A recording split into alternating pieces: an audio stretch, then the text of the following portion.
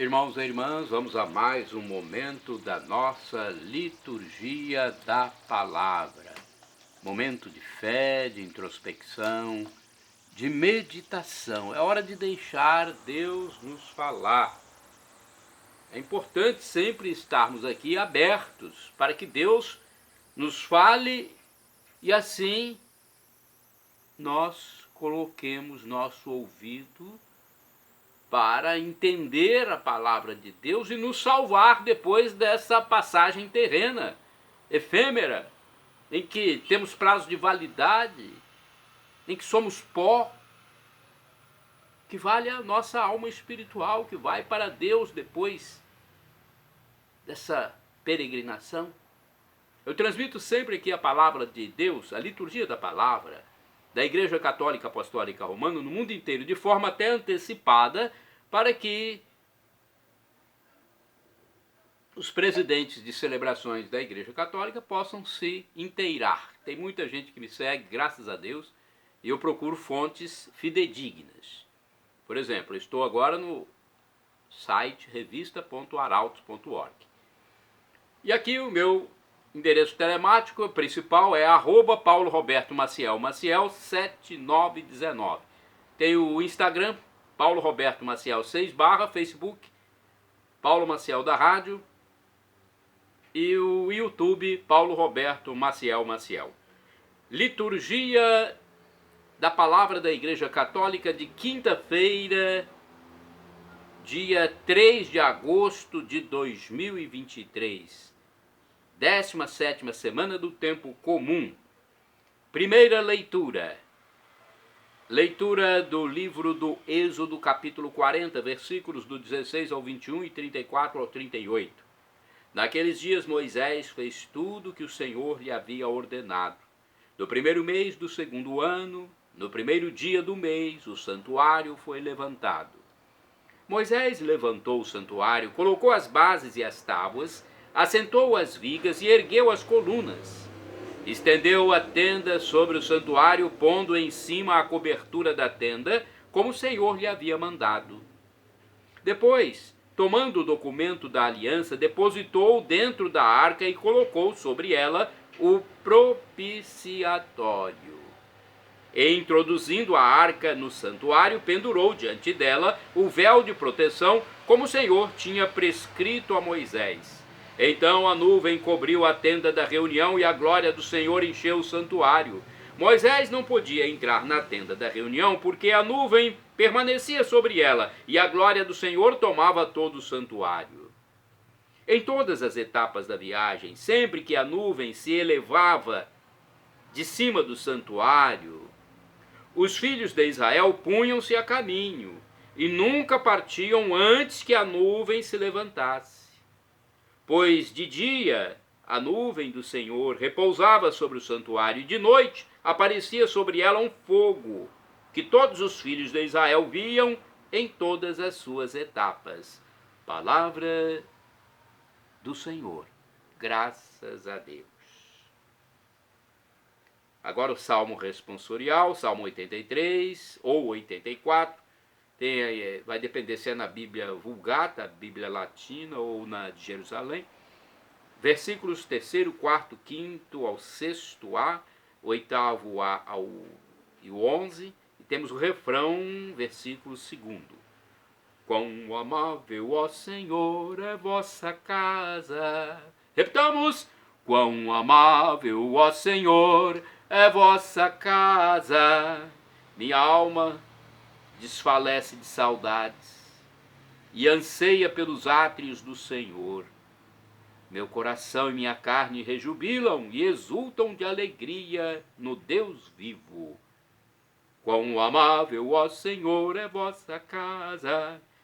Mesmo o pardal encontra abrigo em vossa casa e a andorinha ali prepara o seu ninho para nele seus filhotes colocar. Vossos altares, ó Senhor Deus do universo, vossos altares, ó meu Rei e meu Senhor. Quão amável, ó Senhor, é vossa casa. Felizes os que habitam vossa casa, para sempre haverão de vos louvar. Felizes os que em vós têm sua força, caminharão com um andor sempre crescente.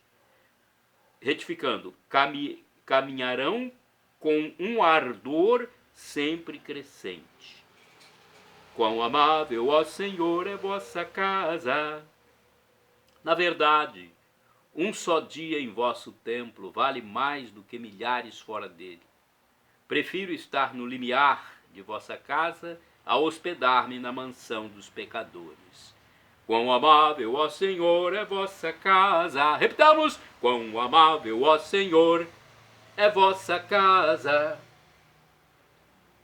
Vamos aclamar e depois proclamar o Santo Evangelho. Primeiro aclamamos e depois proclamaremos. Mateus 13, versículos do 47 ao 53. Aleluia, aleluia, aleluia, aleluia, aleluia, aleluia, aleluia, aleluia. Os anjos virão para separar os homens maus dos que são justos. Aleluia, aleluia, aleluia, aleluia, aleluia, aleluia, aleluia, aleluia. O Senhor esteja convosco, Ele está no meio de nós. Proclamação do Evangelho de Jesus Cristo, escrito por São Mateus. Glória a vós, Senhor. Pelo sinal da Santa Cruz, livra-nos Deus, nosso Senhor, dos nossos inimigos. Naquele tempo, disse Jesus à multidão: o reino dos céus é ainda como uma rede lançada ao mar que apanha peixes de todo tipo. Quando está cheia, os pescadores puxam a rede para a praia, sentam-se e recolhem os peixes bons em cestos e jogam fora os que não prestam. Assim acontecerá no fim dos tempos. Os anjos virão para separar os homens maus dos que são justos, e lançarão os maus na fornalha de fogo, e aí haverá choro e ranger de dentes. Compreendestes tudo isso? Eles responderam: sim. Então Jesus acrescentou: assim, pois, todo mestre da lei que se torna discípulo do reino dos céus é como um pai de família que tira do seu tesouro coisas novas e velhas. Quando Jesus terminou de contar essas parábolas, partiu dali. Palavra da salvação. Glória a vós, Senhor. Vamos à reflexão agora. Eu vou passar para vocês o que eu encontrei, que eu pesquisei em algumas obras da Igreja Católica. Por exemplo, Bíblia Sagrada traduzida da Vulgata e anotada pelo padre Mato Soares, 1965. Ele fala aqui sobre esse versículo sobre coisas novas e velhas, né? Então, Jesus acrescentou: um pai de família que tira do seu tesouro coisas novas e velhas. Às vezes as pessoas não entendem. Então vamos ver a explicação desse padre aqui na Bíblia.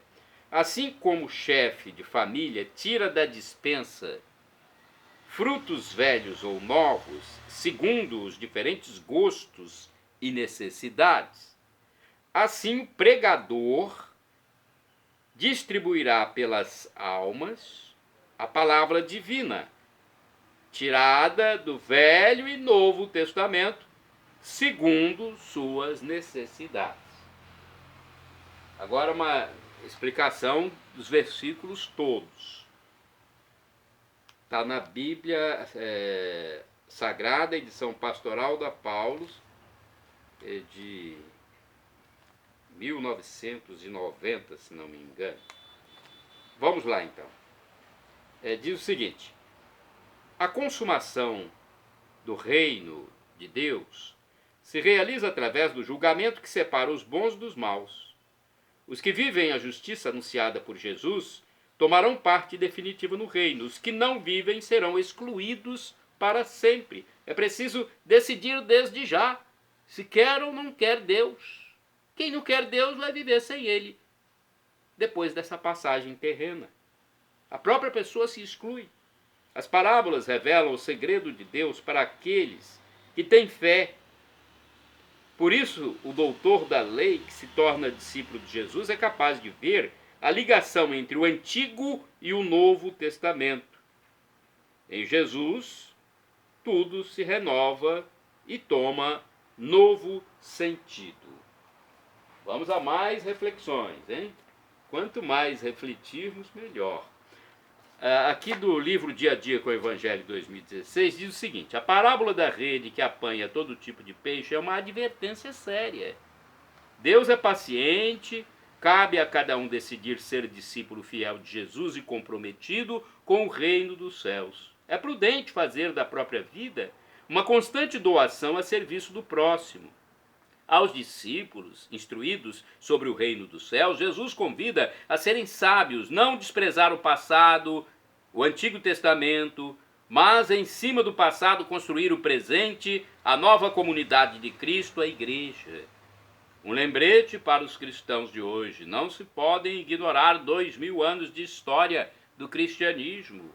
Afinal, a igreja atual se consolida e se fortalece sobre as bases assentadas ao longo dos séculos e em toda parte à custa da multidão de testemunhas fiéis a Jesus Cristo. Dentre elas, uma fileira incontável de mártires. E eu vou falar sobre os santos daqui a pouco. Resumidamente, vou falar sobre os santos. Vamos lá, mais uma reflexão do livro Palavra e Vida 2013, da Igreja Católica. O que é o reino dos céus? Jesus emprega muitas comparações, porém nunca nos diz de uma maneira clara o que é realmente esse reino. Finalmente parece que entramos nos terrenos da mística ou da poesia. O reino de Deus tem a sabedoria do velho escriba, que ajunta de maneira harmoniosa o velho e o novo. É como essa rede que recolhe tudo o que encontra e que ali na margem os pescadores abrem para fazer a seleção. O reino não implica na morte total do antigo, mas devemos estar abertos para a novidade. O reino está aberto a todos, mas exige purificação. Uma reflexão mais genérica ali.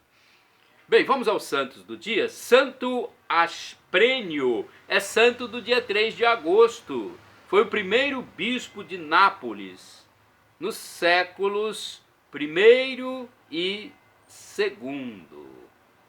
Santo do dia 3 de agosto é Santo Eufrônio. Ele foi bispo, faleceu em 475, edificou em Autun, na França, uma basílica em honra do mártir São Sinforiano, e adornou com maior decoro o sepulcro de São Martinho de Tours. Santo do dia 3 de agosto, São Martinho Eremita, faleceu em 580, ano 580. Viveu em contemplação e oração numa estreita gruta do Monte Mássico, na Itália. São Pedro de Anagni. São Pedro de Anagni, bispo, é santo do dia 3 de agosto. Faleceu em 1105. Descendente de família principesca, foi monge beneditino e depois bispo de Anagni, na Itália. Empenhou-se na reforma de vida do clero e dos leigos. Santo do dia 3 de agosto é o Beato Agostinho Kazotic, bispo, do ano 1323. Foi bispo da Ordem dos Pregadores, que primeiro governou a igreja de Zagreb e depois, por causa da hostilidade do rei da Dalmácia, transitou para a sede de Lucera, onde se dedicou com grande diligência aos cuidados dos pobres e dos necessitados. Santo do dia 3 de agosto é o Beato Francisco Bandrés Sánchez. Vejamos o que temos sobre ele. Francisco Bandrés Sánchez foi presbítero, ou seja, sacerdote, e mártir também. Faleceu em 1936. Foi religioso salesiano, martirizado durante a Guerra Civil Espanhola. Mais um beato que é santo do dia 3 de agosto. Beato Afonso Lopes Lopes. Foi presbítero e mártir. Faleceu em 1936. Religioso franciscano, foi fuzilado em Samalús, na Espanha, durante a Guerra Civil. Mais um beato que é santo do dia 3 de agosto. Beato Salvador Ferrandes Segue. Foi presbítero e mártir do ano também, 1936. Durante a perseguição contra a fé, derramou seu sangue por Cristo em Alicante, na Espanha. Shalom Adonai é uma expressão hebraica que significa a paz de Deus. El Shaddai. El Shaddai significa Deus onipotente, Deus todo-poderoso. Vem também do aramaico, aliás, do hebraico. El Shaddai significa o Deus do impossível. Ele proverá, ele providenciará, como fez lá com Abraão quando ia sacrificar seu filho, apareceu um anjo e mostrou um cordeiro. Então, aquilo que você está pensando que pode dar errado, Deus proverá. O professor e escritor de mais de 100 livros da Igreja Católica Apostólica Romana, Felipe Reinaldo Queiroz de Aquino, que tem um canal na internet onde faz reflexão sobre os temas bíblicos de cada dia e também responde às nossas dúvidas, respondeu a uma dúvida lá sobre as respostas de Deus. Ele diz que Deus pode nos dar uma dessas 3 respostas quando oramos, quando suplicamos, pedimos: sim, não ou espere. A resposta que for melhor para nós, Deus dará, porque Ele é nosso Pai eterno. E agora do aramaico eu clamo Maranatá, como dizemos nós católicos, com a tônica na última sílaba. O Maranata, como dizem nossos irmãos separados, os evangélicos ou protestantes, com a tônica na penúltima sílaba. Não importa a pronúncia, o significado é o mesmo. Vinde, Senhor Jesus. Um dia Jesus voltará.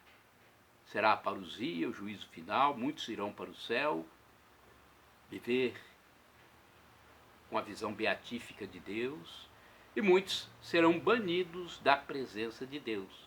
Mas serão banidos porque eles próprios se baniram. Porque se a pessoa vive nessa passagem terrena, longe de Deus, não quer Deus, por que vai querer depois? Depois dessa passagem. Então é a própria pessoa que se exclui. Coloque na sua cabeça. Não é Deus que está condenando, a pessoa não quer Deus. Como é que Deus vai chamá-la, obrigá-la a ficar com Ele? É a liberdade, o livre-arbítrio que nós temos. Eu quero Deus para sempre na minha vida. Perdão, Senhor, pelos meus pecados passados, presentes, futuros, físicos e espirituais. Pecados do pensamento, palavras, atos, omissões, e me dê a vida eterna. Meu Jesus, eu quero a vida eterna convosco. Meu Jesus.